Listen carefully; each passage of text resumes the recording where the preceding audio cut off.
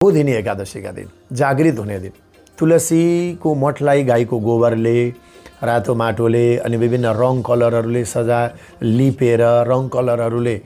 चाहिँ सजी सजाउ गरेर फूल मालाहरू सयपत्रीका फूल मालाहरू निगालो बाँसका लिङ्गा अथवा ठाउँ ठाउँमा जे लिङ्गाहरू पाइन्छ सकेसम्म 5 वटा नभए पनि एउटा राखेर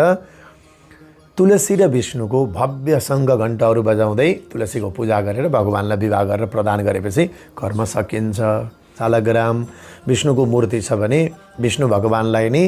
प्रतीकको रूपमा अथवा शालग्रामलाई बेहुलो बनाएर तुलसीलाई बेहुली बनाएर राधा दामोदर तुलसी दामोदर भनेर हामीले विवाह गर्छौँ हैन। त यस कारणले गर्दा कार्तिक महिनाभरि सबै देवी देवताहरू तुलसीको मठमा पनि हुन्छन्, सारा तीर्थ पनि हो। त यो एकादशीदेखि पूर्णिमासम्म त सक्नेले 4 महिनासम्म बाल्नुभयो, नभए एकादशीमा 5 दिन त तुलसीको मठमा जरुर दियो बाल